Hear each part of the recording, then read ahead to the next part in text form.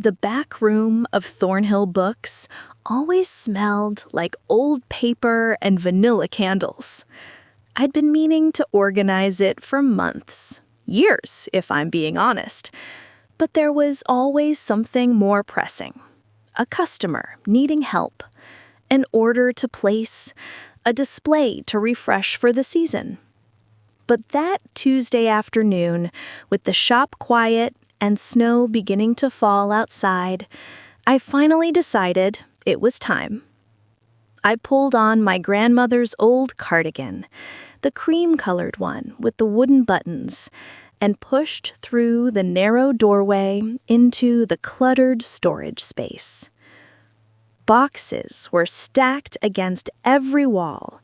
Some I recognized, summer reading stock, damaged copies waiting to be donated, old accounting ledgers from before I'd switched everything to digital.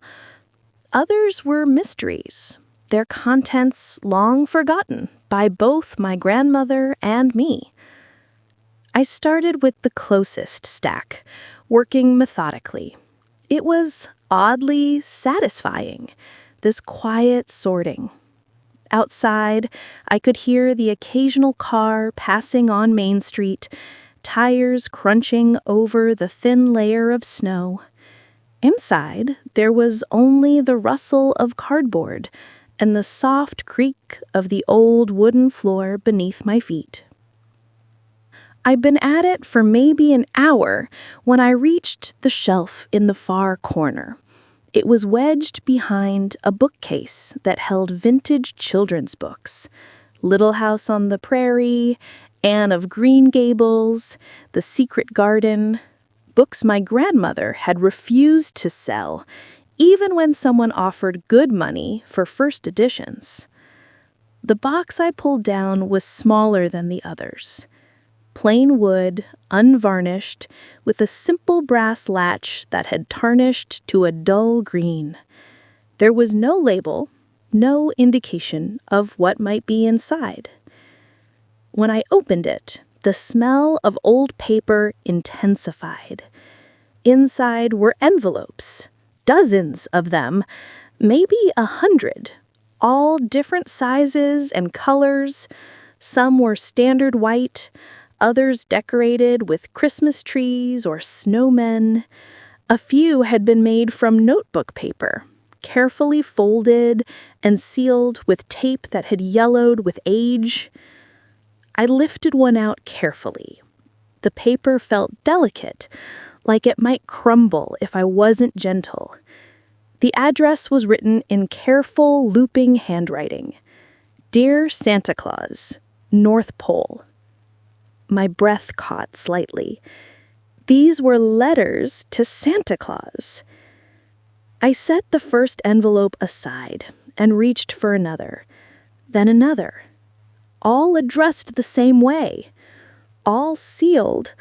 All, I realized with growing curiosity, unopened. I carried the box to the small desk in the corner and switched on the brass lamp. Its warm light pooled over the letters as I began to look through them more carefully. Some had return addresses, local ones, addresses I recognized from right here in Maplewood. Others had just a first name scrawled in the corner, from Tommy or Love Sarah. The postmarks, when I could read them, ranged from the 1960s to the early 1980s. Decades ago. These children would be adults now, maybe with children or grandchildren of their own. Why had my grandmother kept these? And more importantly, why had they never been mailed? I picked up the first letter again, the one with the careful handwriting. The envelope was cream-colored, slightly yellowed at the edges. After a moment's hesitation, I carefully opened it. The letter inside was written on lined paper in blue ink. Dear Santa Claus, my name is Michael, and I am 8 years old. I have been good this year.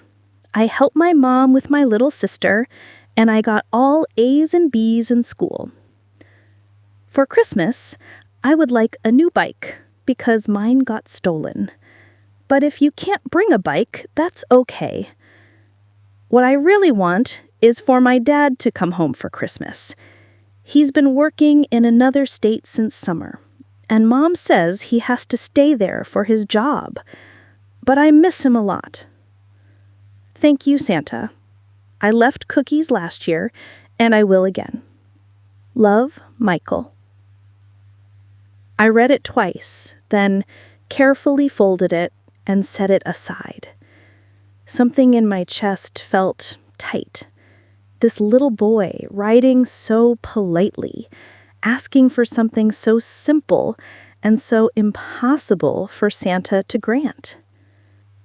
I opened another letter. This one was shorter. Dear Santa, can you please bring my grandma back? She died in October, and I miss her. If you can't do that, can you at least tell her I love her? Jenny, age 7. I had to stop for a moment. I set the letter down gently and looked away, blinking.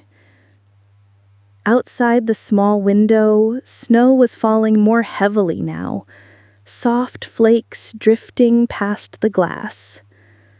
These weren't just Christmas lists.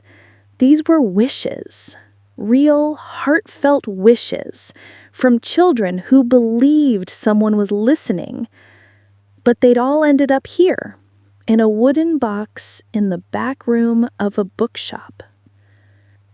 I closed the box carefully and sat back in the desk chair. The shop was completely quiet now. It was nearly 5 o'clock. I should have closed up already, but I couldn't seem to move. Why had these never been mailed? Had children dropped them off here, thinking my grandmother would send them? Had there been some Christmas program at the shop that I'd never heard about? I had no answers. My grandmother had passed away 8 years ago, and I'd been too young then, too absorbed in my own grief to ask about all the details of how she'd run the shop.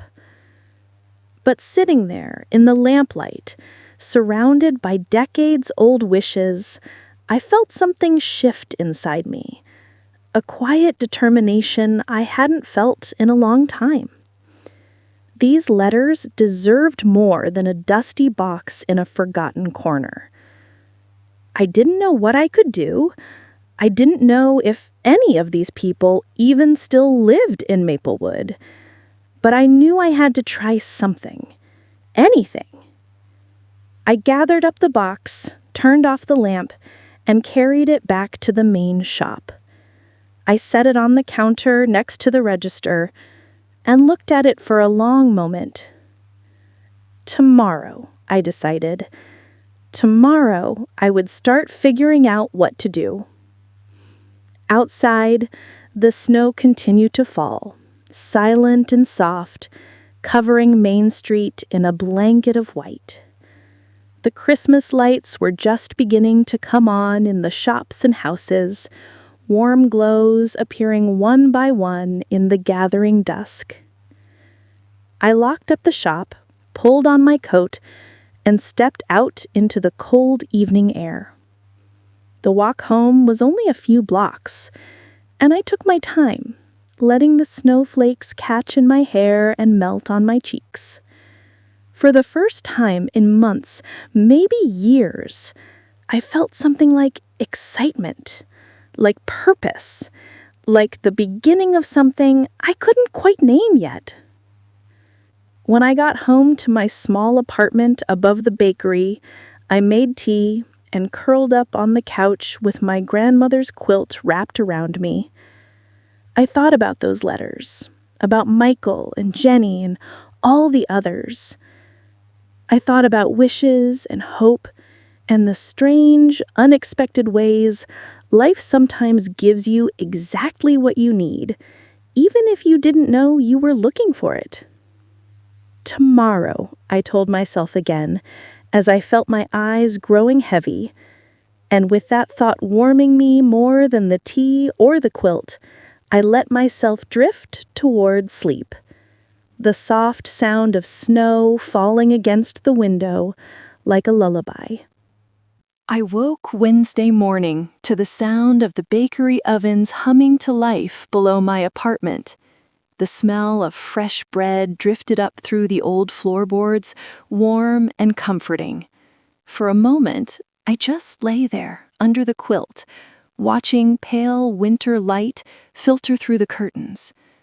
Then I remembered the letters, and that feeling from last night returned, that quiet spark of purpose.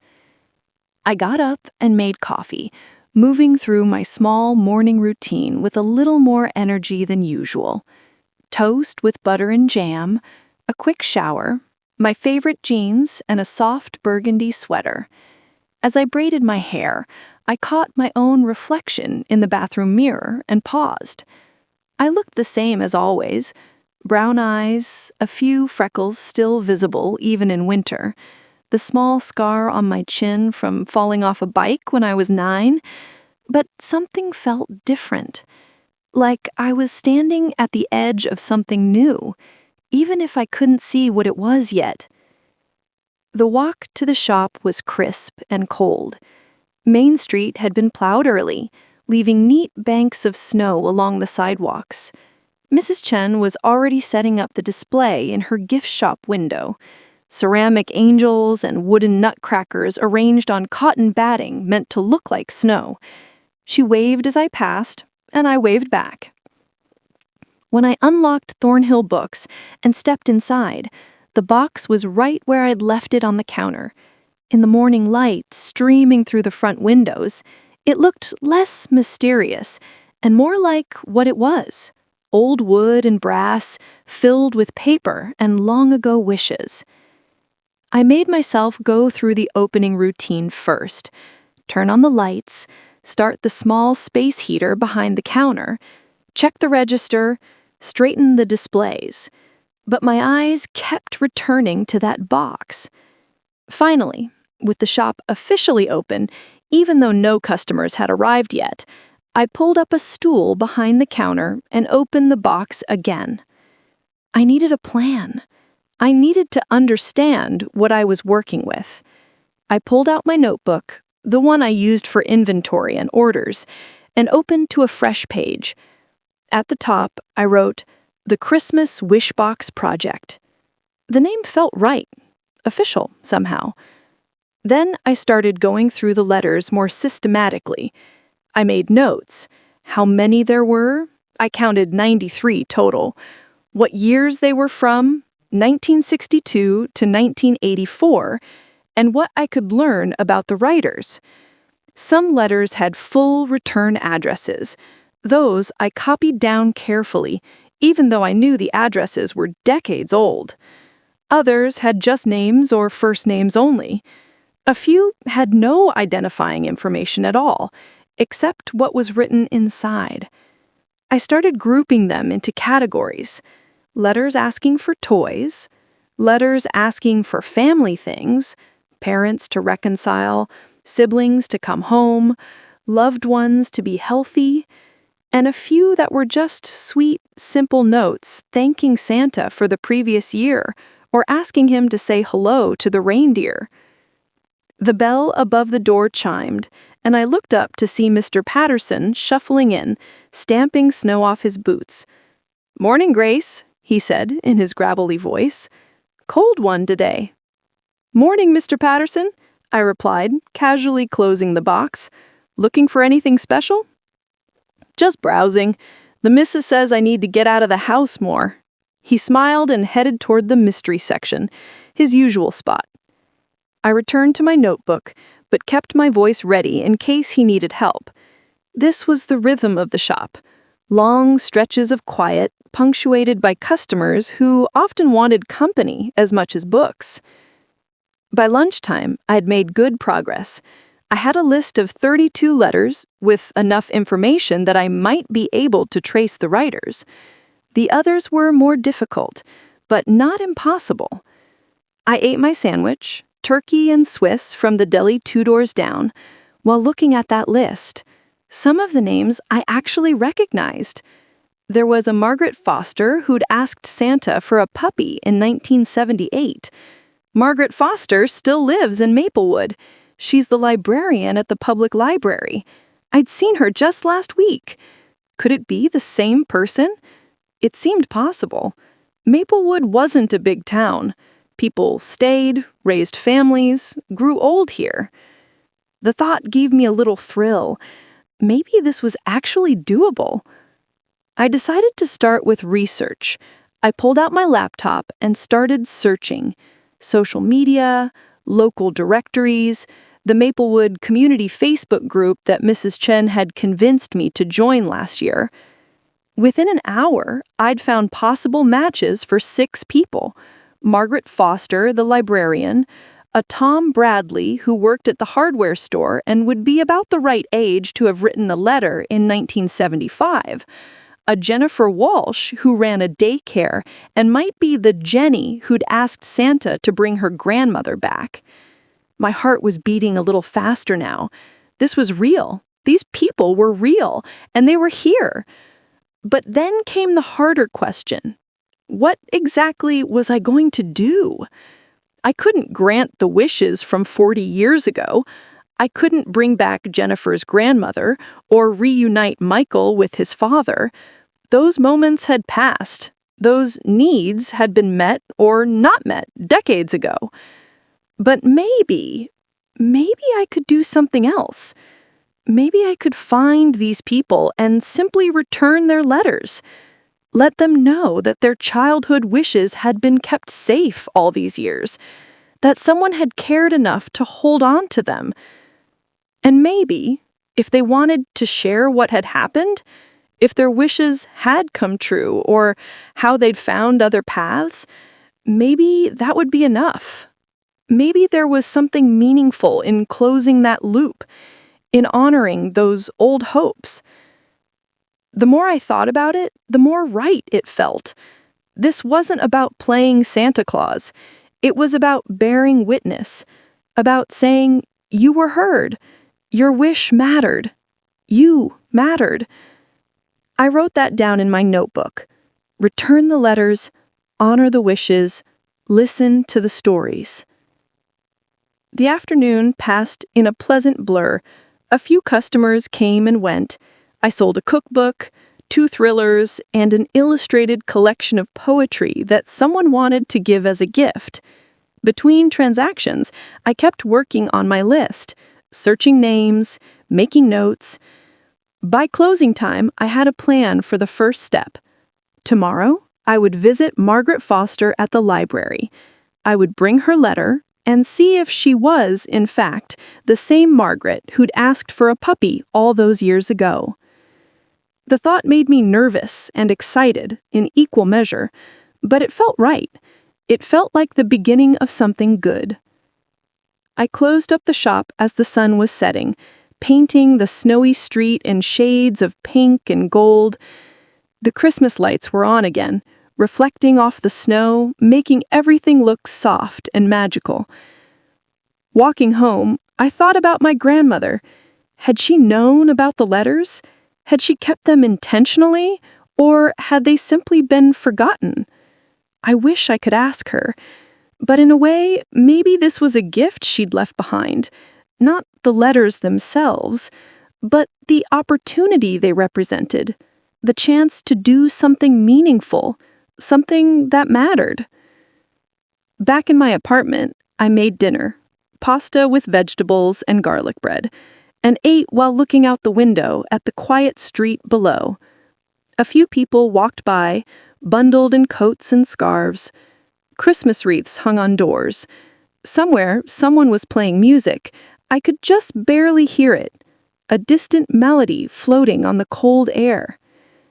I washed my dishes slowly, letting the warm water run over my hands.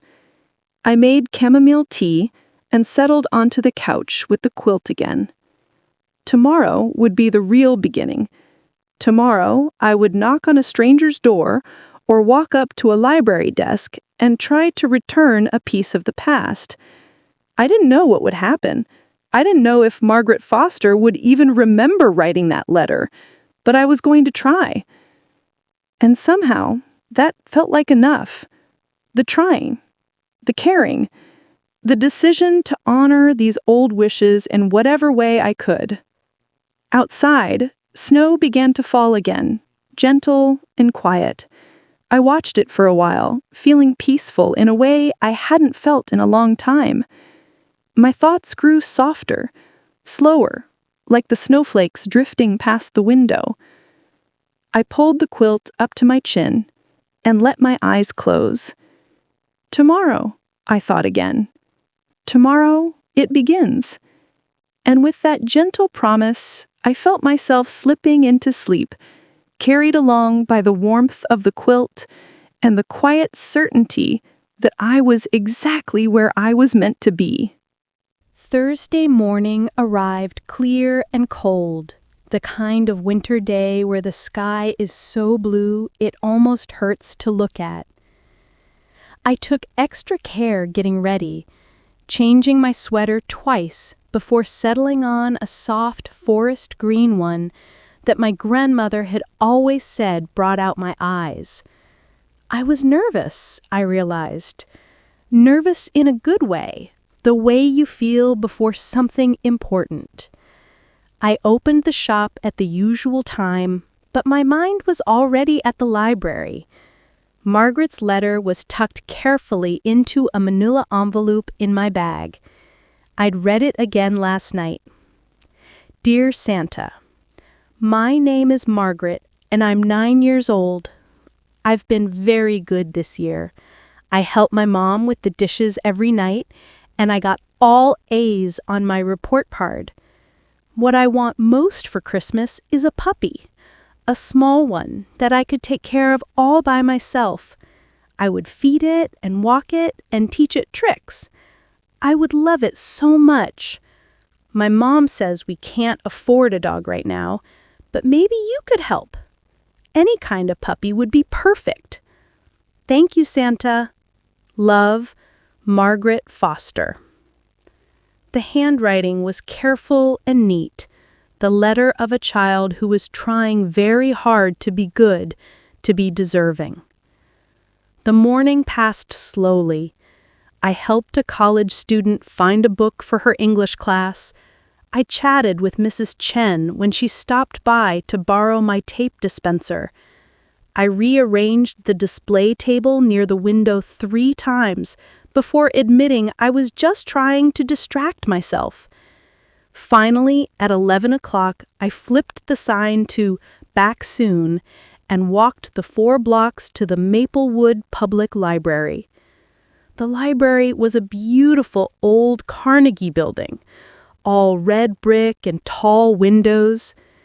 Inside, it smelled like books and furniture polish and the cinnamon potpourri Mrs. Hartley kept at the circulation desk. The place was quiet, except for the soft clicking of someone typing on a computer and the gentle hum of the heating system. Margaret Foster was at the main desk, checking in a stack of returned books. She was in her mid-50s, with short silver hair and reading glasses hanging from a beaded chain around her neck. She wore a cardigan the color of cranberries and a warm smile as she looked up. "Grace, hello, dear. What brings you in today?" My heart was suddenly beating very fast. "Hi, Margaret. I was hoping I could talk to you about something. Do you have a few minutes?"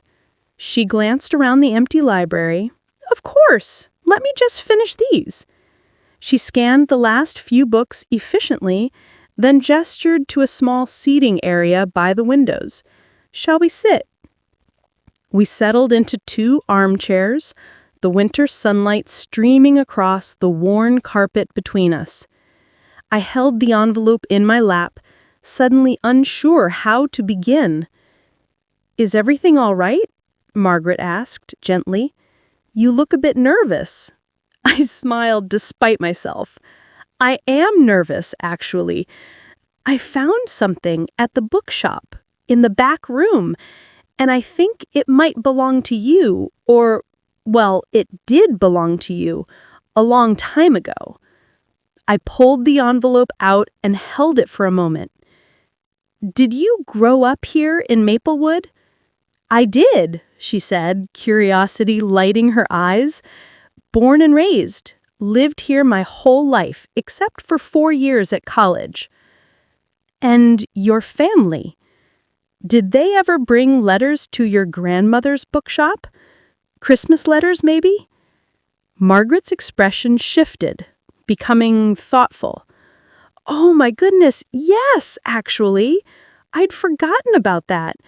Your grandmother used to have a mailbox by the door, a special red one where children could drop letters to Santa. She promised she'd make sure they got to the North Pole. A soft smile crossed her face. I remember now. I must have been, 8 or 9 years old. I held out the envelope. I found a box of letters that were never mailed. This one is from you, from 1978. Margaret took the envelope carefully, as if it might break. She turned it over, seeing her own childhood handwriting, and something in her expression made my throat tight. May I? She asked softly. Of course, it's yours. She opened it with gentle hands and unfolded the letter. As she read, I watched her face, saw the surprise, the memory, the tenderness that came from seeing your younger self reaching across decades. When she finished, she was quiet for a long moment. Then she looked up at me with eyes that were a little bright. I wrote this the year after my father passed away, she said quietly. He passed away that February. Heart attack. Very sudden. She looked back down at the letter. I'd wanted a dog for years, but we'd never been able to afford one. And that Christmas, I think I just wanted something to love, something that needed me. I'm so sorry, I said, about your father. She nodded, accepting that. It was a long time ago, but reading this now, she touched the paper gently. I can feel exactly how that little girl felt, how much she was hurting, how she thought maybe a puppy could help fill that empty space. Did you ever get a dog? I asked. Margaret's expression lightened, and she laughed, a warm, real sound. I did, actually. Not that Christmas, but the next summer. My mother surprised me with a little terrier mix from the shelter. His name was Buttons because he had these bright button eyes. He lived for 15 years and was my best friend through all middle school and high school. She looked at the letter again, then back at me. You know, I'd completely forgotten about writing this, about dropping it in that red mailbox at your grandmother's shop. But holding it now, I remember standing there, making a wish as I put it through the slot, believing with my whole heart that someone would read it and care. My grandmother must have cared, I said. She kept all the letters. I just don't know why she never mailed them. Margaret thought about that. Maybe she knew that some wishes are too big for letters, that they need time and life and all the messy, complicated ways things actually work out. She smiled at me. Or maybe she was saving them for exactly this, for someone to find them someday and remember that every wish matters, even if it doesn't come true the way we expect. We sat together for a moment in the sunlit quiet. Outside the window, a bird landed on a snow-covered branch, and we both watched it. Thank you for bringing this to me, Margaret said finally. I didn't know I needed it, but I did. It's a gift to see who I was, to remember that sadness and that hope, and to know that both of them led me here, to this life I've built. I'm glad, I said, and meant it completely. She carefully folded the letter and put it back in the envelope. What will you do with the other letters? I'm going to try to return as many as I can. I don't know if I will be able to find everyone, but I want to try. Margaret reached over and squeezed my hand. That's a beautiful thing you're doing, Grace. Really beautiful. We talked for a few more minutes about the library's Christmas programs, about the bookshop, about the snow that was forecast for the weekend. Normal things, easy things. But something had shifted. Some small connection had been made. When I walked back to the shop, the cold air felt good on my face. I felt lighter somehow. The fear I'd carried, that this project was silly, that people wouldn't care, had lifted. Margaret cared. The letter meant something. And that was enough to keep going. The rest of the afternoon passed peacefully. I helped customers, wrapped purchases, made notes about the next letter I wanted to return. This one was from Tom Bradley, who'd asked for Santa a new winter coat in 1975 because his had gotten too small and his family couldn't afford a new one. If this was the same Tom Bradley who worked at the hardware store, I'd see him tomorrow. I'd bring his letter and find out his story. As I closed up the shop that evening, I looked at the box of letters sitting on the counter. There were so many left, so many stories I didn't know yet. But I would learn them, one at a time, one person at a time. Outside, the street lights were coming on, casting pools of warm light on the snowy sidewalk. I locked the door and started home, my boots crunching in the snow. The bakery lights were on below my apartment, and I could smell fresh cookies, probably the sugar cookies they made this time of year, decorated with red and green frosting. I climbed the stairs to my apartment and let myself in. The space felt cozy and welcoming. I turned on the small lamp by the couch and made tea, then curled up with the quilt.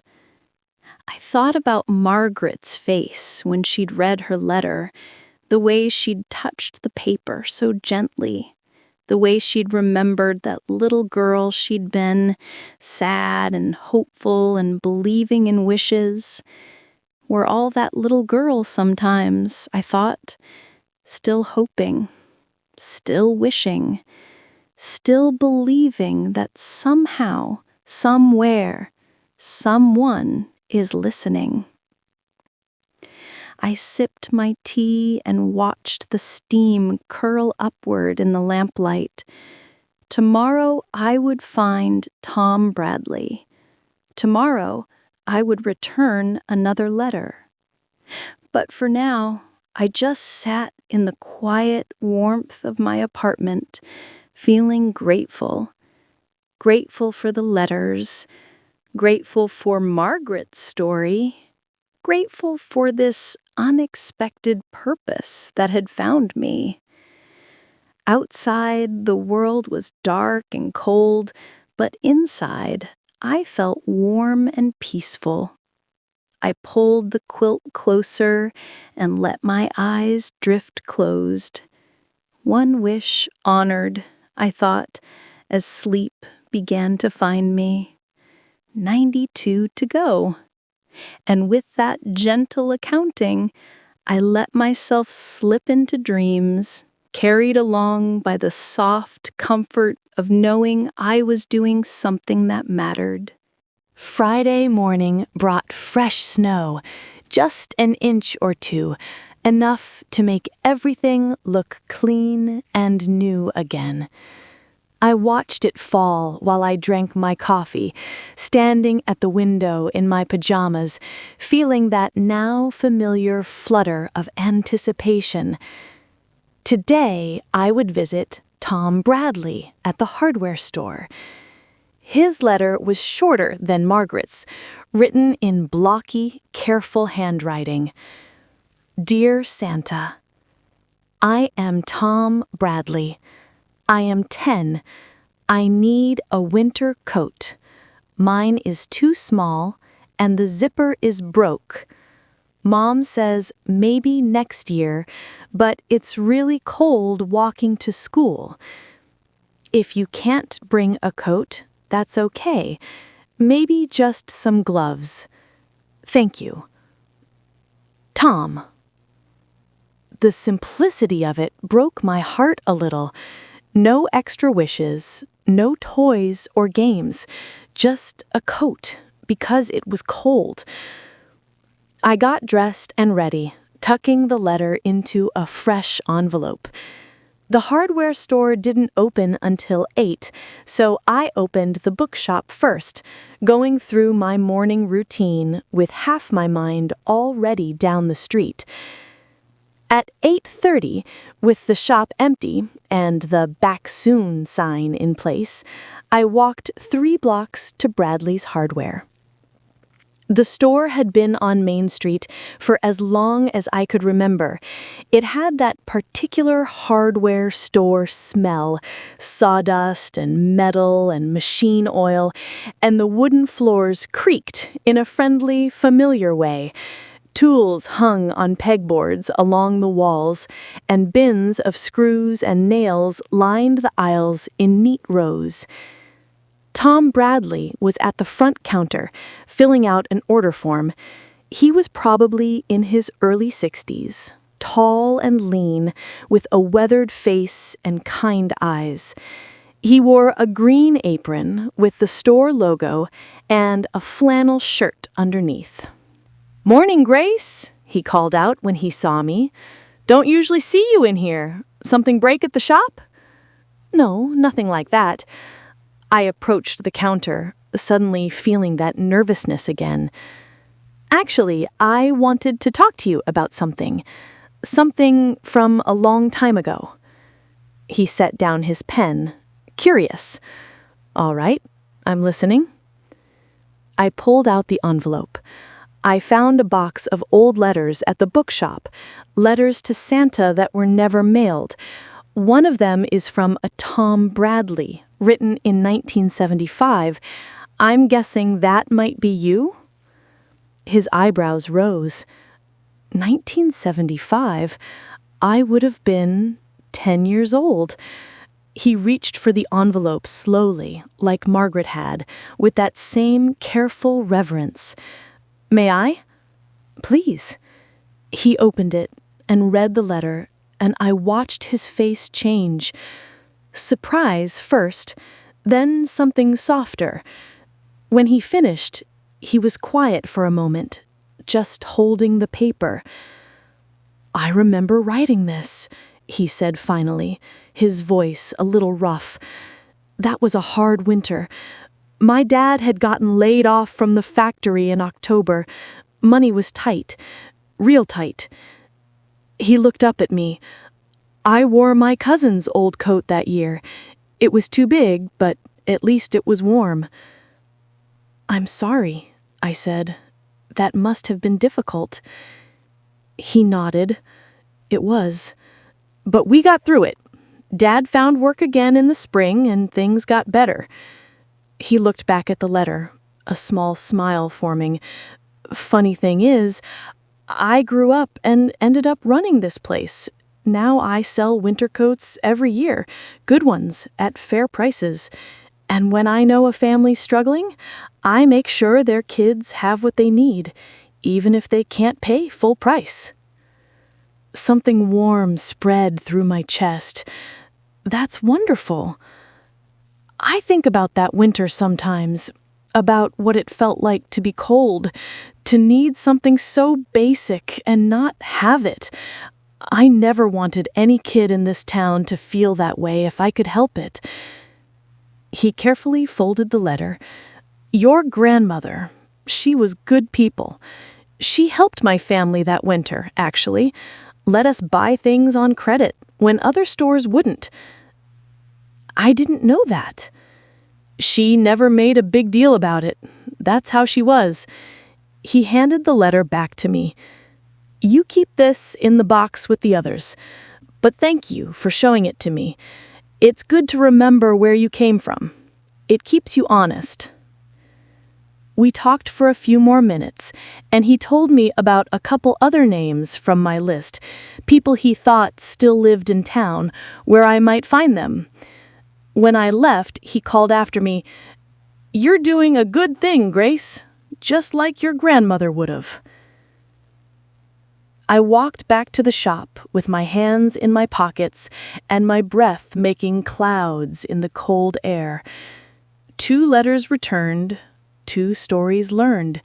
Each one was teaching me something about this town, about the people I'd lived among for years without really knowing their deeper histories. The shop was quiet when I got back. I made tea and settled behind the counter with my notebook, reviewing the list of names. There were so many still to find. I was so absorbed in my notes that I didn't notice someone had come in until they cleared their throat. I looked up to find a man standing at the counter. He was probably in his mid-30s, with dark hair that was slightly mussed, wearing a navy peacoat and a gray scarf. He had warm brown eyes and an uncertain smile. "Sorry, I didn't mean to startle you. The door was unlocked, so I came in." "No, it's fine. I'm sorry, I was distracted." I closed my notebook. "Can I help you find something?" "Maybe. I'm actually looking for information more than a book." He extended his hand. "I'm Daniel Mercer. I'm a journalist. Well, freelance writer, really. I'm doing a piece on small-town holiday traditions for a regional magazine." I shook his hand. "Grace Thornhill, this is my shop. I heard about a project you're working on, something about old letters to Santa? Tom Bradley mentioned it when I stopped by the hardware store earlier. I was interviewing him about the town's Christmas festival." I felt a little flutter of uncertainty. "It's not really a public project. I'm just returning some old letters I found." "I understand, and I'm not trying to intrude." He had an earnest quality that was disarming. "But I think it's a beautiful story, the kind of thing that reminds people what the holidays are actually about. If you'd be willing to talk about it, I think it could inspire people." I hesitated. Part of me wanted to keep this private, something just for me and the people whose letters I was returning.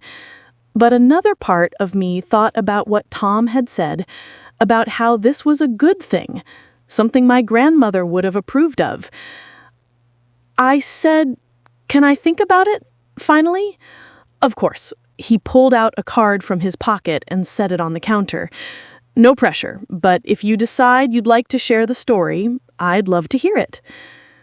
After he left, I picked up the card. Simple white stock with black printing. Daniel Mercer, writer. A phone number and email address. I tucked it into my notebook and tried to return to my list, but my mind kept wandering. A story in a magazine would mean more people knowing about the letters, more attention. Was that good or bad? I wasn't sure. The afternoon brought a steady stream of customers, unusual for a Friday, but welcome. I sold books, wrapped packages, made recommendations. The familiar rhythm of work helped settle my thoughts.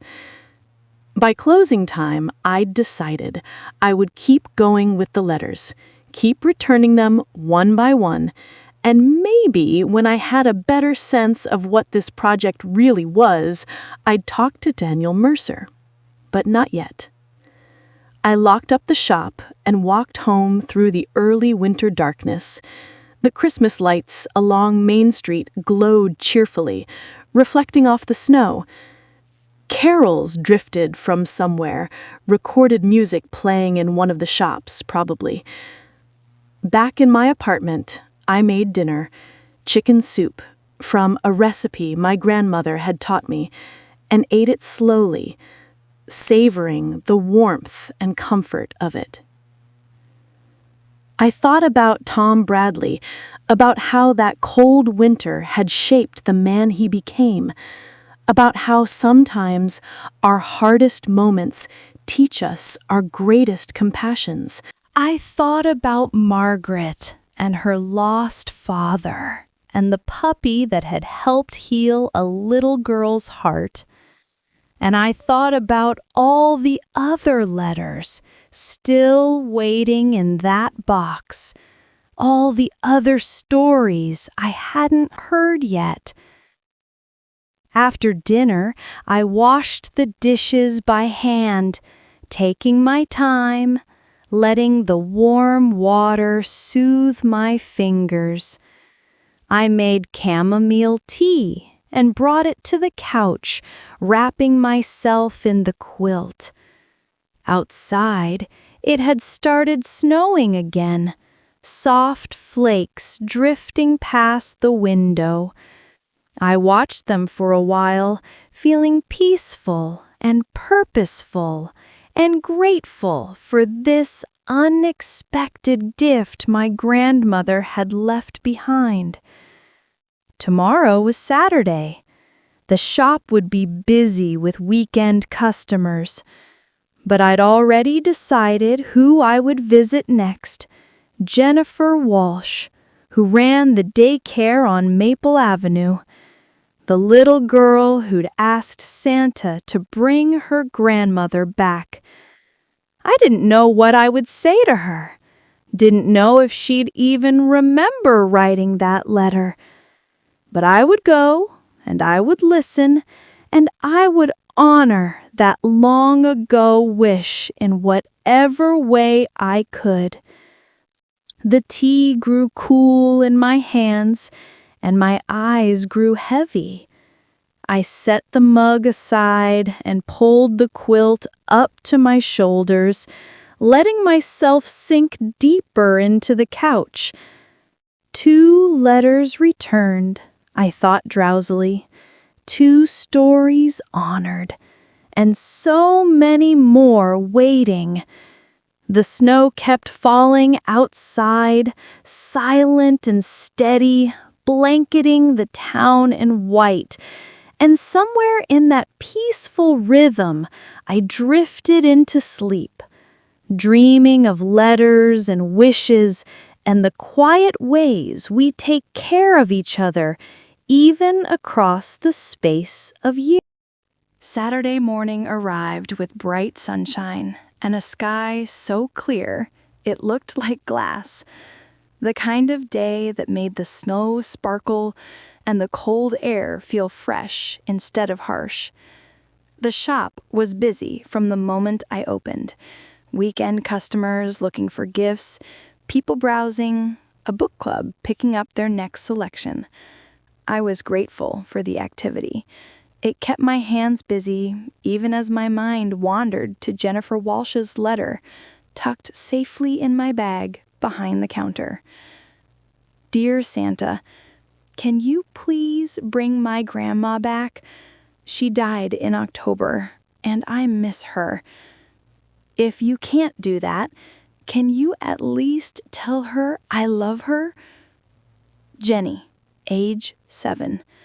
It was the shortest letter in the box, and somehow that made it more powerful. A child's grief distilled into 2 simple sentences. I'd found Jennifer Walsh easily enough. Her daycare, Little Sprouts, had a website and a Facebook page full of photos of smiling children doing crafts and playing in colorful rooms. She looked warm and kind in the photos, a woman in her mid-50s with curly auburn hair and laugh lines around her eyes. The daycare was closed on weekends, but I'd found her home address through the town directory. It felt slightly intrusive showing up at someone's house, but I had brought a plate of cookies from the bakery downstairs as a peace offering, And I told myself that sometimes you just had to take a chance. By 3, the shop had quieted. I flipped the sign to closed an hour early, something I rarely did, and walked the 6 blocks to Jennifer's house. She lived in a small Cape Cod-style home, painted pale yellow with dark green shutters and a wreath on the front door. The yard was neat despite the snow, and I could see a bird feeder hanging from a tree branch, chickadees flitting around it.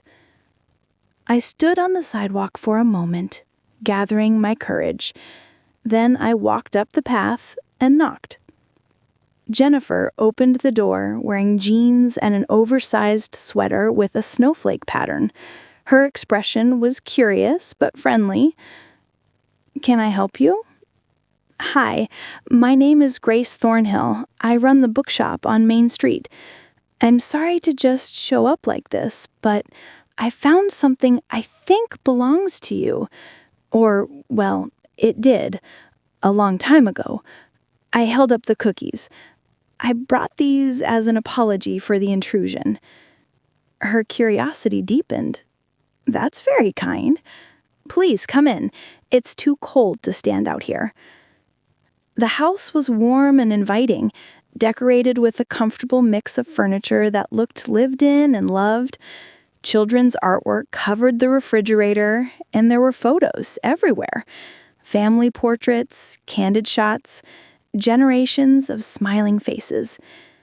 We sat in her living room, and I explained about the box of letters, about the red mailbox my grandmother had kept at the shop. She listened with growing interest, and when I pulled out the envelope, her hand went to her mouth. "Oh my goodness, I wrote to Santa at your grandmother's shop. I'd completely forgotten." She opened the letter carefully and read it. I watched her face change, saw the memory surface, saw the old grief flicker across her features. When she looked up, her eyes were bright with unshed tears. She said, "My grandmother died when I was 7. Cancer. She'd lived with us my whole life, and then suddenly she was just gone." She touched the letter gently. I remember being so certain that if I asked Santa, if I was good enough, he could bring her back. "I'm so sorry," I said quietly. Jennifer smiled, though tears were sliding down her cheeks now. "Thank you.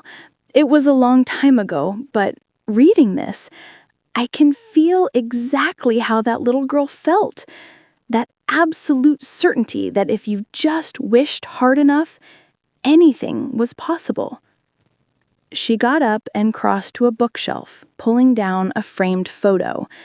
She handed it to me, a black and white picture of a young woman holding a baby. "That's my grandmother holding me when I was born. She was everything to me. My best friend, my storyteller, my person who made everything okay." She sat back down, holding the photo in her lap. "When she died, I thought I'd never feel whole again. But you did feel whole again," I said softly. She nodded. "Eventually. It took time, but I learned that love doesn't disappear just because someone does. She's still with me in 1,000 ways. In the stories I tell the children at my daycare, in the way I make apple pie using her exact recipe, in my daughter's middle name, Rose, after her." She looked at the letter again. "You know what's beautiful about this? I did get to tell her I loved her. Not through Santa, but through living the kind of life she would have been proud of. I became a teacher, like she'd been. I take care of children with the same patience and kindness she showed me. Every day, I'm telling her I love her." We sat quietly for a moment, the winter sun streaming through the windows, warming the room. "Would you like some tea?" Jennifer asked. "I feel like this conversation deserves tea." I'd love that. We moved to her kitchen, and she put the kettle on. While we waited, she showed me more photos. Her grandmother, her children, the daycare. She told me stories about the kids she taught, how they reminded her every day what wonder and hope look like. When the tea was ready, we sat at her kitchen table, mugs warming our hands. "Can I ask you something?" Jennifer said. "Why are you doing this? Returning these letters?" I thought about that. I think I've been feeling stuck. Like my life is fine, but not meaningful, you know? And then I found these letters, and they felt important. Like they were asking me to bear witness, to remember that every wish matters. Every hope counts, even if it doesn't come true the way we expect. Jennifer reached across the table and squeezed my hand. "You're giving people their own stories back. That's incredibly meaningful." We talked for another hour about the bookshop, about her daycare, about the town and Christmas, and the strange, beautiful ways life unfolds. By the time I left, the sun was setting, painting the snow in shades of pink and orange. Jennifer walked me to the door and hugged me, a real, warm hug. She said, "Thank you for this. Thank you for reminding me of that little girl and how much she loved her grandmother. And thank you for letting me tell you that she's okay now, that she survived that grief and built a good life." Walking home in the early darkness, I felt full in a way I hadn't expected. 3 letters returned now, 3 stories of loss and hope, and the complicated ways we heal. The lights along Main Street glowed warmly, and I could hear music coming from the community center, probably the Christmas concert rehearsal. A group of teenagers passed me, laughing and throwing snowballs. Life happening all around me, ordinary and beautiful. Back in my apartment, I made dinner, grilled cheese and tomato soup, comfort food, and ate it while watching the snow begin to fall again. It seemed like it snowed every evening now, these gentle dustings that kept the world looking clean and new. After dinner, I pulled out my notebook and made notes about Jennifer's story. Then I looked at the remaining names on my list. So many more to find. So many more wishes to honor. But I wasn't daunted anymore. Each conversation had shown me that this mattered, that these letters were bridges between past and present, between the children we were and the adults we became. I made tea and curled up on the couch with the quilt.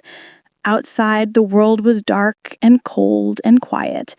Inside, I was warm and peaceful and filled with purpose. Tomorrow was Sunday. The shop was closed. I'd decided to spend the day researching more names, trying to track down other letter writers. And maybe I'd call Daniel Mercer. Maybe this story was worth sharing after all. But that was tomorrow. Tonight, I just wanted to sit in the glow of these 3 returned letters. Margaret and her puppy, Tom and his winter coat, Jennifer and her grandmother. 3 wishes that had shaped 3 lives in ways the children who wrote them could never have imagined. I sipped my tea and watched the snow fall, feeling grateful for this unexpected journey. Grateful for my grandmother who'd kept these letters safe. Grateful for the people who'd shared their stories with me.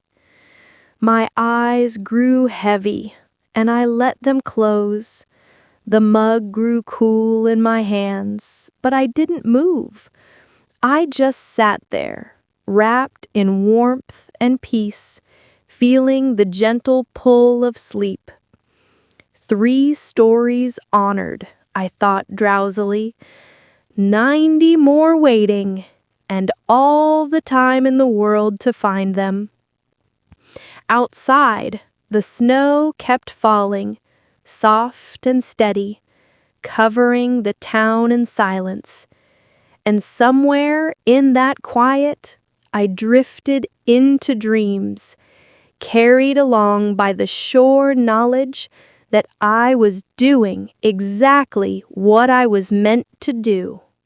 Sunday morning felt different from the start. Maybe it was the fact that I didn't have to open the shop, or maybe it was the decision I'd already half made before I even got out of bed.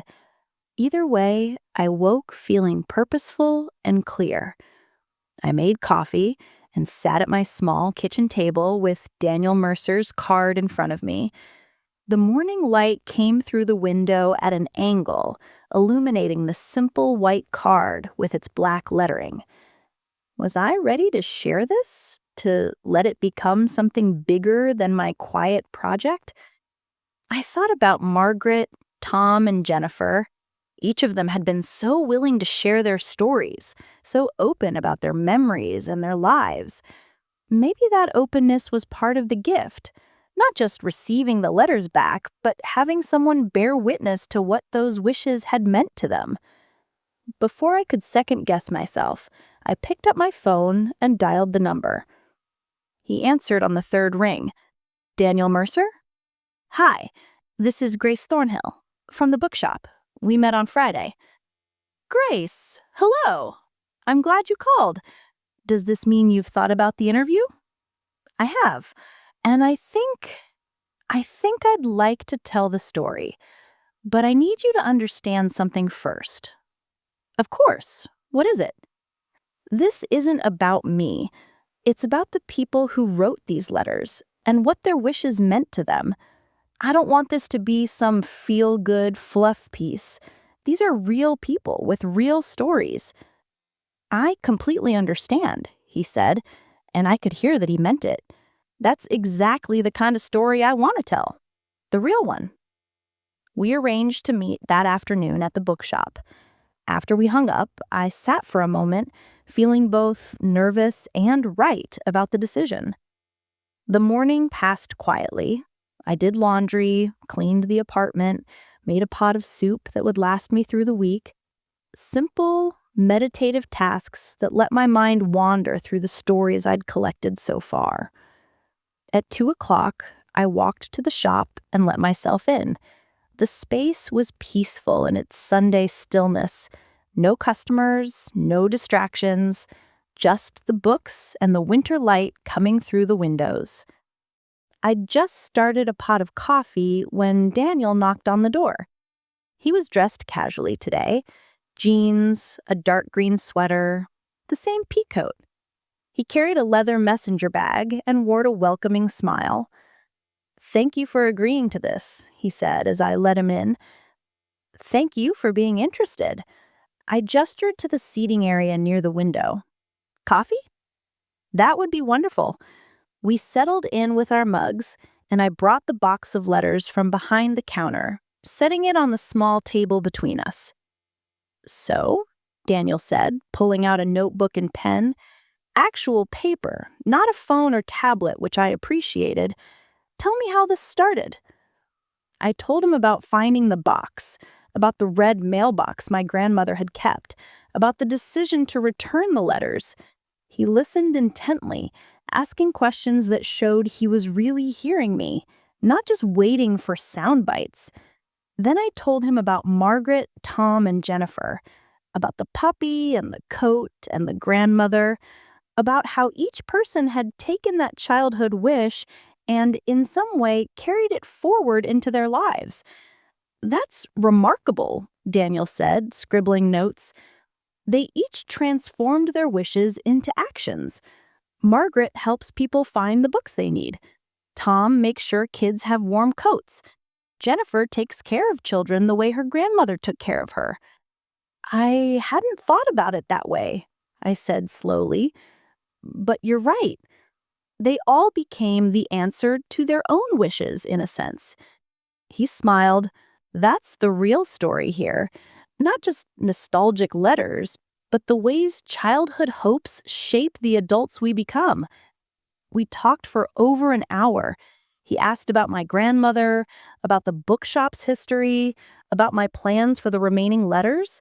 His questions were thoughtful, probing, but never invasive. "Can I ask you something personal?" he said finally. "What made you take this on? You said you've been feeling stuck. What did you mean?" I wrapped my hands around my coffee mug, gathering my thoughts.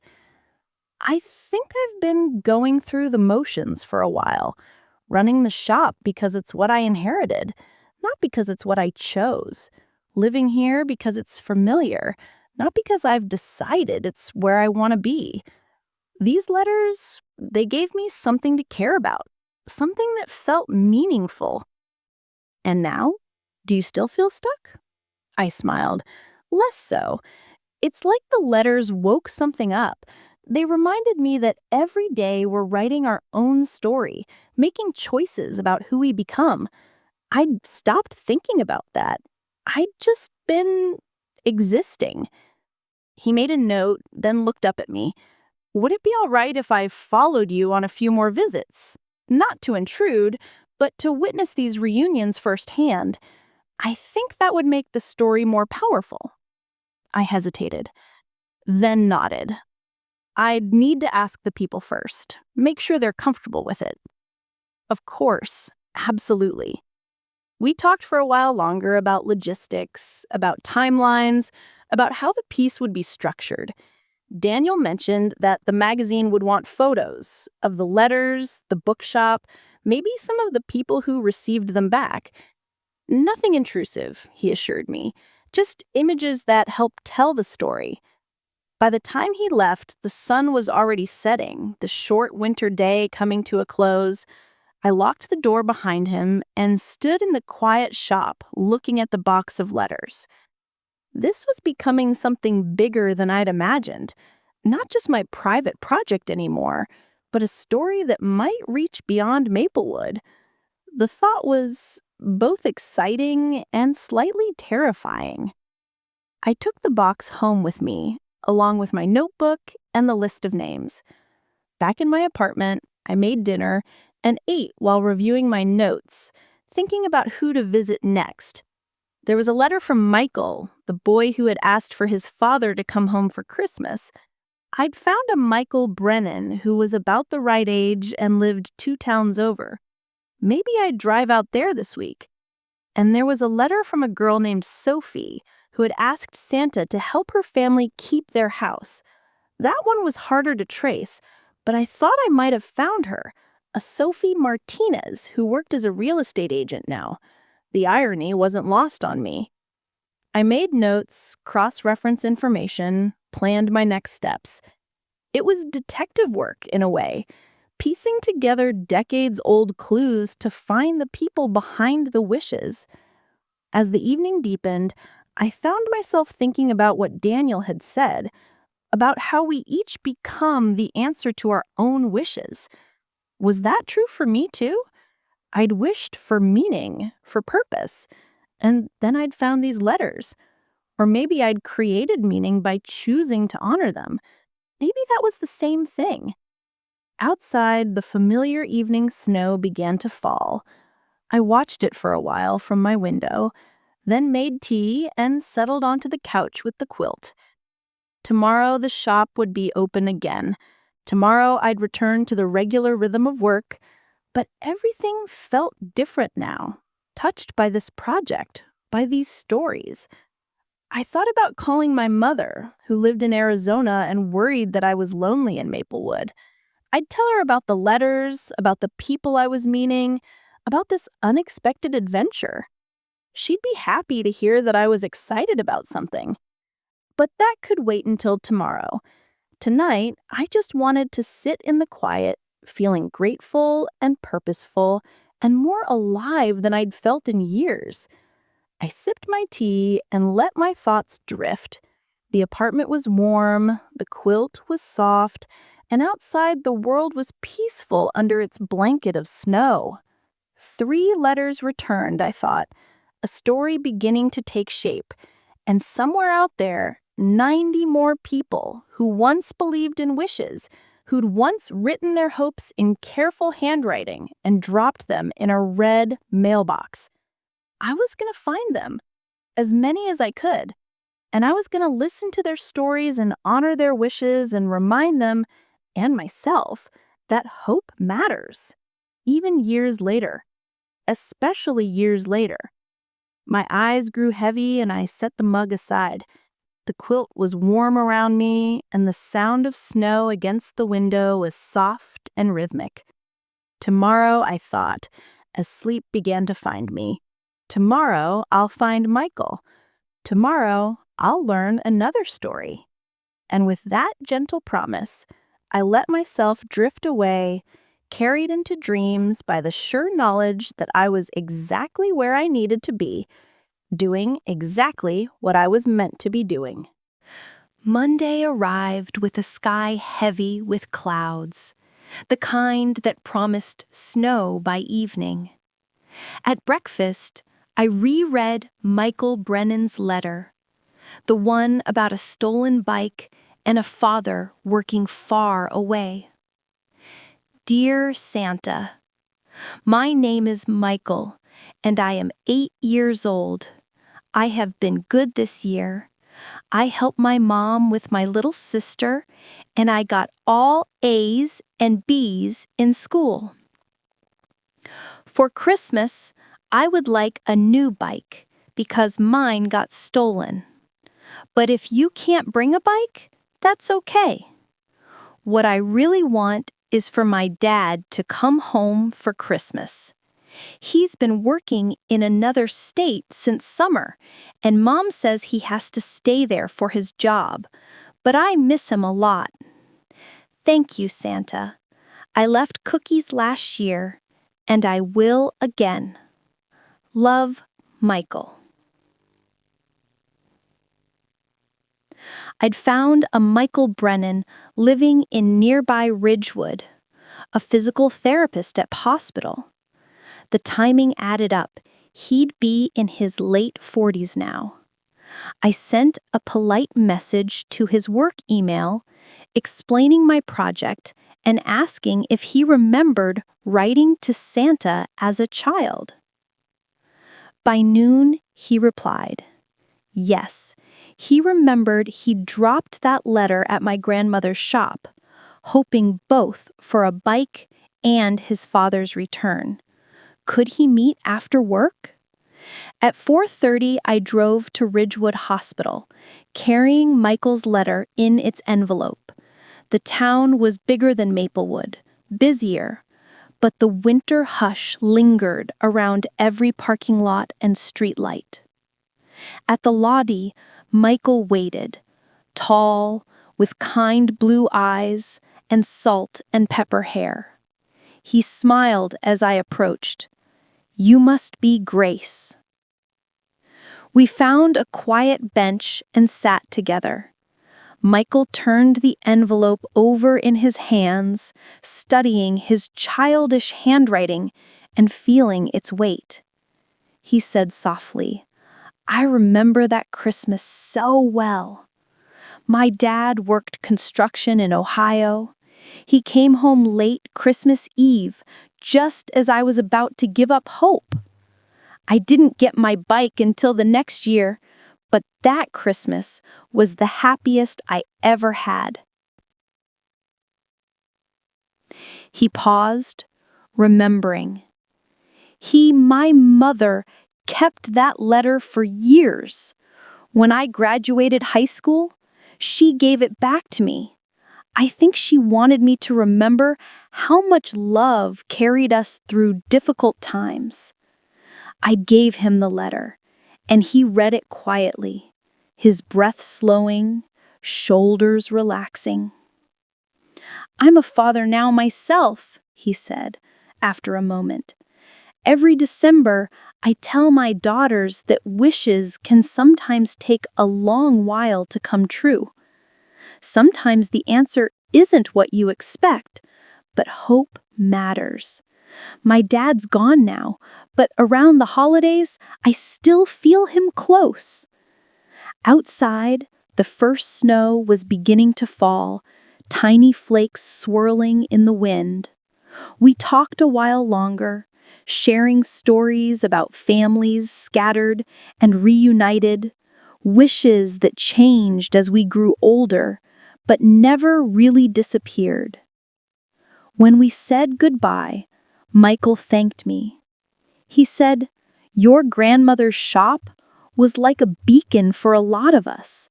Thank you for returning these pieces of hope." I drove home, watching the headlights cut through the falling snow. Back in Maplewood, the bookshop windows glowed gold against the gathering dusk. I stood for a long moment outside, letting the cold settle into my bones before heading in. Inside, I made cocoa and curled up with my notebook, jotting down Michael's story.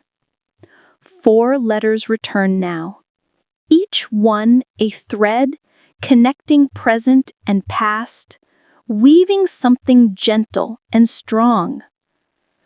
I thought about what Daniel had said about wishes shaping us, about how returning the letters wasn't just for their writers. It was changing me too. Slow, subtle, but real. I was more open, more grateful, more able to meet the world gently. I set down my pen and listened to the quiet evening. Outside, the snow fell steadily, covering the town in white. Inside, I felt warm and centered, ready for whatever tomorrow might bring. And as sleep crept in, I thought 4 stories honored, 89 waiting, and every new chapter, every old wish was a blessing, as quiet and steadfast as the snow settling outside my window. Tuesday morning brought a stillness that felt like anticipation. I opened the shop early, but my mind was already on Sophie Martinez, the girl who'd written about her family's house. Her letter was one of the most heartbreaking in the box.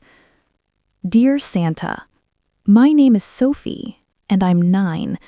Please help my family keep our house. Mom and Dad say we might have to move because they can't pay for it anymore. I don't want to leave. All my friends are here, and my room, and the tree in the backyard that I climb. I don't want any toys this year. Just please let us stay. Love, Sophie." I'd found her, Sophie Martinez, now a real estate agent in Maplewood. The irony was almost poetic. The girl who'd nearly lost her home now helped others find theirs. At lunch, I closed the shop and walked to her office on Elm Street. The agency occupied a renovated Victorian with cheerful yellow paint and a welcoming front porch. Inside, it smelled like fresh coffee and vanilla. Sophie greeted me warmly, a petite woman in her early 50s with dark hair pulled into a neat bun and intelligent brown eyes. "Grace, right? Come on back to my office." Her space was cozy, filled with photos of happy families holding sold signs and house keys. We sat across from each other, and I explained about the letters, then handed her the envelope. She opened it slowly, her expression shifting from curiosity to recognition, to something deeper, a mixture of pain and tenderness. "Oh," she breathed. "Oh, I remember this." She was quiet for a long moment, just holding the paper. When she looked up, her eyes were bright with unshed tears. "We almost lost our house that year," she said softly. "My father had gotten injured at work. He was a carpenter and couldn't work for months. My mother cleaned houses, but it wasn't enough. I remember hearing them talk late at night, worried voices through the bedroom wall. "Did you stay?" I asked gently. Sophie nodded, a small smile breaking through. "We did. Our church community came together. People my parents barely knew brought food, helped with bills, found my dad temporary work he could do sitting down. We made it through that winter and the next, and eventually Dad healed enough to work again." She looked down at the letter. "I had forgotten I wrote this, but I never forgot what it felt like to almost lose everything, to feel helpless and scared." "Is that why you became a real estate agent?" "Partly. I wanted to help people find homes, yes. But more than that, I wanted to help people keep them. I work with a nonprofit now. We help families facing foreclosure, connect them with resources, negotiate with banks. I remember what it felt like to be that little girl wishing Santa could solve what felt impossible." She stood and walked to her window, looking out at the snowy street. "You know what the real miracle was? It wasn't Santa or magic. It was people choosing to help each other, neighbors becoming family. That's what saved our house, and what taught me what community really means." We talked for another hour. Sophie told me about families she'd helped, about the satisfaction of handing someone keys to their first home, about the harder work of keeping families housed when circumstances turned against them. Every time I help someone stay in their home, I think about my parents, about how scared they were and how grateful they were for help.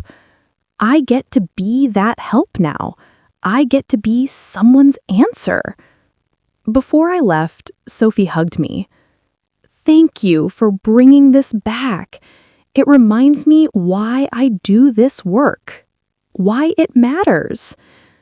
Walking back to the shop, I felt that now familiar warmth spreading through my chest. 5 letters returned. 5 people who'd taken their childhood wishes and woven them into the fabric of their lives. The afternoon was slow at the shop, giving me time to update my notes. I was making progress through the list, but there were still so many names to find, so many stories waiting to be heard. Daniel called around 3. "How's it going with the letters?" I told him about Sophie, about the house and the community that saved it, and how she now helped others stay in their homes. "That's beautiful," he said. "Would she be willing to be interviewed? To be part of the article?" "I'll ask her. But Daniel, these stories are becoming something. Do you see it? It's not just about returning letters. It's about witnessing how hope transforms into action." "I do see it," he said quietly, "and I promise I'll honor that in the writing." After we hung up, I sat behind the counter, watching the late afternoon light slant through the windows. Outside, a few people walked by, bundled against the cold, life continuing its ordinary rhythm. But nothing felt ordinary anymore. Every letter I returned was opening a window into someone's heart, showing me the 1,000 small ways we survive and thrive and become the people our childhood selves needed. I thought about my own wishes, the ones I'd made as a child and the ones I carried now. What would I tell my younger self if I could? That it's okay to feel stuck sometimes. That purpose often finds you when you stop looking so hard. That sometimes the most meaningful work is simply bearing witness to other people's stories. By closing time, the sky had darkened, and a light snow had begun to fall. I locked up and walked home slowly, letting the flakes settle on my hair and coat. In my apartment, I made pasta with garlic and olive oil, simple and satisfying. I ate at the table, looking out at the snowy evening, thinking about Sophie and her family and the house that love built. After dinner, I curled up on the couch with tea and the quilt. I pulled out my notebook and wrote down everything I could remember from our conversation. Her words about community, her commitment to helping others, the way she'd held that letter like it was precious. Outside, the snow fell steadily, blanketing the world in white. And in my dreams, I walked through a town made of letters and wishes where every house had a red mailbox and every wish found its way home. Wednesday arrived with the kind of cold that makes your breath hang in the air like small clouds. Tonight was the town's Christmas tree lighting ceremony, the official start of the holiday season in Maplewood, and Main Street had been transformed. Garlands draped between lampposts, white lights twinkled in every shop window, and in the center of the square stood the massive fir tree that had been trucked in last week, waiting for its moment. I spent the morning at the shop, helping customers find last-minute gifts and books for the season, but my mind kept wandering to the box of letters behind the counter. 5 returned so far, 88 still waiting.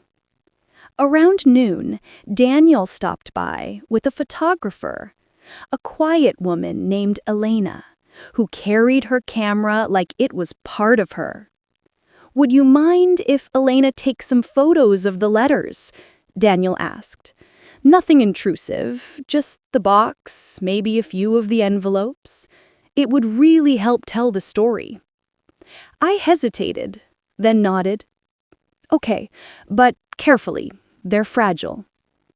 Elena worked with gentle precision, photographing the wooden box, the aged envelopes, the careful handwriting. She had a reverent quality about her, as if she understood these weren't just props for a story, they were pieces of people's hearts. "Thank you," she said softly when she finished. "These are beautiful. You can feel the hope in them." After they left, I stood looking at the box. The letter seemed different now that they'd been photographed, more real somehow. This project was becoming public, taking shape beyond my quiet efforts. The thought both thrilled and terrified me. By 5 o'clock, I closed the shop early and joined the crowd gathering in the square. It seemed like the whole town had turned out. Families with children, elderly couples holding hands, teenagers clustered in groups. Everyone bundled in coats and scarves, breath making clouds in the freezing air. I spotted Margaret from the library setting up a hot chocolate stand with some volunteers. Tom Bradley was helping string the last of the lights. Jennifer Walsh stood with a group of children from her daycare, their faces bright with excitement. Something warm spread through my chest. These were the people whose wishes I'd returned. And here they were, part of this community, their lives woven into the fabric of the town. "Grace!" Someone called my name, and I turned to see Sophie Martinez waving from near the tree. I made my way through the crowd to her. "Isn't it wonderful?" she said, gesturing at the gathering. "This is my favorite night of the year, when everyone comes together." "It is wonderful," I agreed, feeling it deeply. The mayor climbed onto a small platform and began the traditional welcome speech. I only half listened, my attention caught by the faces around me. So many people, each with their own stories, their own wishes made and granted or transformed into something else entirely. "And now," the mayor said, "I'd like to invite Grace Thornhill to help me light the tree this year." My head snapped up. What? But Tom Bradley was already guiding me forward, smiling. "We heard about what you're doing with those old letters. It seemed fitting you should help kick off the season." Suddenly, I was on the platform with the mayor, holding one end of a ceremonial switch, my face burning despite the cold. The crowd was watching, waiting. "On 3, the mayor said. 1, 2, 3. We flipped the switch together, and the tree blazed to life. Thousands of lights cascading from top to bottom, bathing the square in warm, golden glow.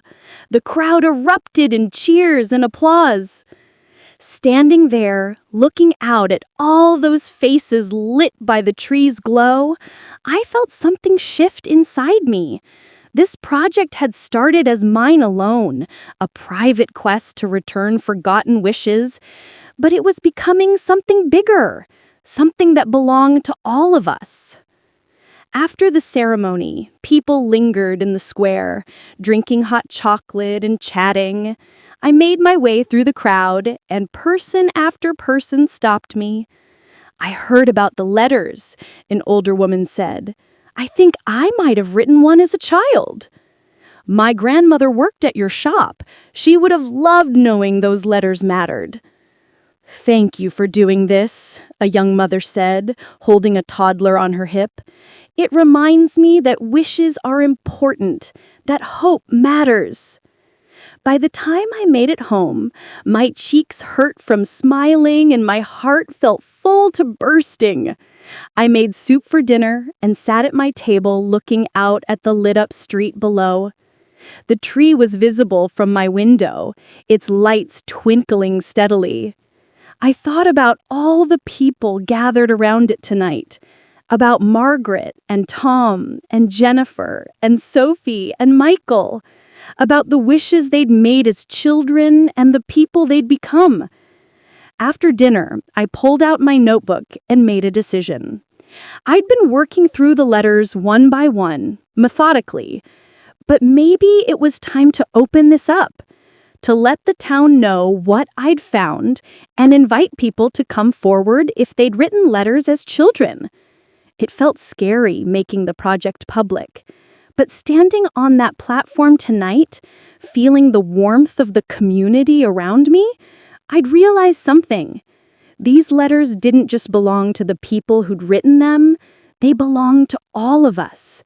They were a reminder of what it means to hope, to wish, to believe in something better. I drafted an announcement for the local paper and the community Facebook group. Brief and simple. Found 93 letters to Santa from the 1960s to 1980s, dropped off at Thornhill Books, but never mailed. If you wrote to Santa as a child, your letter might be here. Come by the shop to check. I read it over twice, then hit send before I could second-guess myself. After that, I made tea and settled onto the couch with my quilt. Outside, the town was quiet, except for the occasional car passing, the soft sound of voices as people walked home from the square. I thought about my grandmother, about whether she'd known what gift she was leaving behind. These letters had changed me. They'd given me purpose, connection, meaning. They'd reminded me that every wish matters, that hope is never wasted, and that the stories we carry shape who we become. My eyes grew heavy, and I let them close. Tomorrow would bring whatever it would bring. Maybe people coming to claim their letters, maybe new stories to hear, maybe more connections to make. But tonight, I just rested in the peace of knowing I was exactly where I needed to be. The tree lights glowed through my window, painting gentle patterns on the ceiling. And somewhere in that warm and flickering glow, I drifted into sleep. 5 letters returned, I thought drowsily. 88 waiting, and a whole town ready to remember what it means to wish. The thought carried me into dreams, gentle dreams of red mailboxes and careful handwriting, of children believing in magic, and adults remembering how to hope. And through it all, the steady glow of the Christmas tree, lighting the way home. Thursday morning dawned clear and bright, the sun making the snow sparkle like someone had scattered diamonds across the town. I woke with butterflies in my stomach, the kind that come from anticipation mixed with nervous hope. My announcement had gone out last night. By the time I'd checked my phone this morning, there were already a dozen responses. People who thought they might have written letters, people who remembered the red mailbox at my grandmother's shop, people who wanted to help. I took my time getting ready, braiding my hair carefully, choosing the burgundy sweater that made me feel confident. I made coffee and toast, watching the morning light paint my apartment in shades of gold. Today felt important somehow, like a turning point. When I arrived at the shop, there was already someone waiting on the sidewalk. An elderly man with a cane, wearing a heavy wool coat and a plaid scarf. "Mr. Henderson," I said, recognizing him from the library. "Good morning." "Grace." He smiled, his weathered face crinkling warmly. "I saw your post. I wrote a letter to Santa at your grandmother's shop in 1967. I was 12 years old." My heart leapt. "Come in, please. Let me make you some tea and we'll look through the letters together." We settled at the small table by the window, the box between us. I'd organized the letters by decade, which made searching easier. Mr. Henderson's hands shook slightly as he went through the 1960s envelopes, reading the names carefully. "Here," he said suddenly, his voice catching, "Robert Henderson. That's me." He opened the envelope with reverent care and read silently. When he looked up, his eyes were bright with tears. He said, "I asked Santa to help my mother. She was sick, cancer, though they didn't tell us kids that then. I asked him to make her well." He paused, touching the paper gently. "She died that spring. I'd forgotten I'd written this, forgotten how much I'd believed it might help." "I'm so sorry," I said softly. He shook his head. "Don't be. You know what this reminds me of? That even in the hardest times, I had hope. I was a child who believed good things were possible. That's a gift, really, to have had that innocence, that faith." He carefully folded the letter. "May I keep this?" "Of course. It's yours." We sat together for a while longer, talking about his mother, about the shop as it had been in the 60s, about how the town had changed and stayed the same. When he left, he squeezed my hand. "Thank you for this, Grace. It's a blessing." That word stayed with me. Blessing. Throughout the day, more people came. Some found their letters, others didn't, but shared memories of writing them. A woman in her 50s remembered asking for a doll she desperately wanted. We found her letter, and she laughed and cried at the same time. A man in his 40s found his letter asking for his parents to stop fighting. They'd divorced the next year, he said, but it had been for the best. By mid-afternoon, I'd returned 12 more letters. Each one a story. each one a window into who someone had been and who they'd become. Around 3 o'clock, Daniel arrived with Elena. "Is it okay if we observe for a bit? Maybe photograph some of the reunions if people are willing?" I asked each person who came in, and most agreed. Elena worked quietly, capturing moments with sensitivity. An elderly woman holding her letter to her chest, a middle-aged man reading his with a soft smile, 2 sisters finding letters they'd written together. As the sun began to set, casting long shadows across the shop, I found myself thinking about the journey of the past week and a half.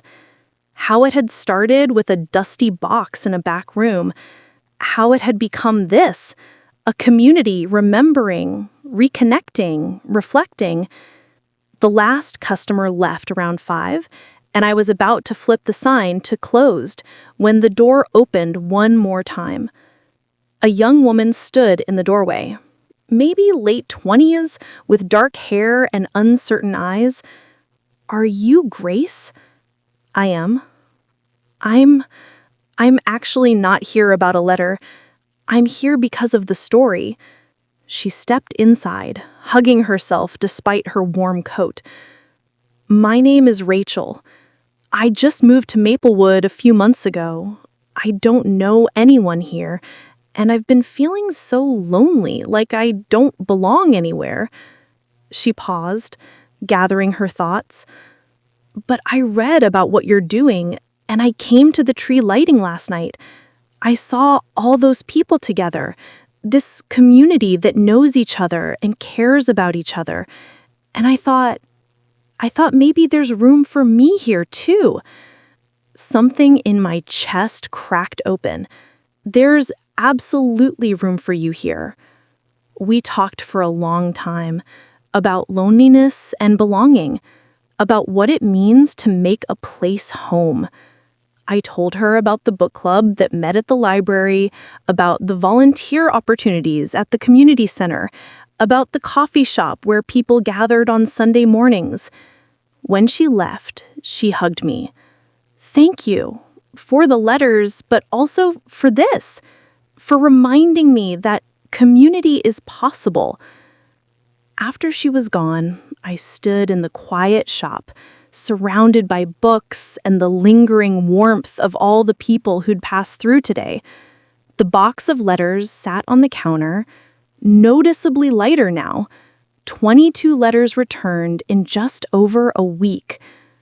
I thought about Mr. Henderson's word, blessing. That's what these letters were, not just for the people who'd written them, but for me. They'd given me purpose and connection. They'd reminded me that every story matters, that every wish carries weight, that we're all connected by the simple act of hoping for something better. I locked up the shop and walked home through the cold evening. The Christmas tree glowed in the square, and lights twinkled in every window. The town felt magical tonight, or maybe I just felt different, more present, more alive. Back in my apartment, I made a simple dinner and ate slowly, savoring each bite. Then I curled up on the couch with my notebook and wrote down everything I could remember from the day. All the faces, all the stories, all the moments of recognition and remembrance. Daniel had asked me earlier if I was happy with how the project was going. Happy felt too small a word. I was transformed. I was awake in a way I hadn't been in years. Outside, snow began to fall again, those familiar evening flakes that had accompanied my many reflections this month. I watched them drift past the window, feeling peaceful and grateful and full. The story wasn't over yet. There were still 71 letters in the box, but something had shifted. The project had grown beyond me, becoming something the whole town held together. And in that sharing, in that communal remembering, there was something sacred. I thought about Rachel, the lonely newcomer who'd found hope in a story about old wishes. I thought about Mr. Henderson, who'd rediscovered his childhood faith. I thought about all the people whose letters were still waiting and all the stories I hadn't heard yet. My grandmother kept these letters for a reason. Maybe she'd known that someday someone would need them, that they'd be more than paper and ink, but bridges across time, connecting past and present, child and adult, wish and fulfillment. I made tea and settled deeper into the couch, pulling the quilt around me. Tomorrow would bring more people, more letters, more stories, but tonight I just wanted to rest in the blessing of it all. Outside, the snow fell steadily, covering the town in quiet. The Christmas lights glowed in the distance, and somewhere in that gentle darkness, I felt my grandmother's presence. Not sad or haunting, but warm and approving, like she was smiling, knowing that the gift she'd left behind had found its purpose. My eyes grew heavy, and I let them close. 22 letters returned, I thought drowsily, 71 waiting, and all the time in the world to honor them. The thought carried me into sleep, deep, peaceful sleep filled with dreams of red mailboxes and careful handwriting, of children who believed in magic and adults who remembered how to hope. And through it all, the steady glow of Christmas lights, the gentle fall of snow, and the quiet certainty that I was exactly where I belonged, doing exactly what I was meant to do. The blessings of Christmas, I thought, as sleep took me fully. Not in presents or decorations, but in connection and memory and the simple act of bearing witness to each other's stories. That was the real gift, and it was enough, more than enough. It was everything.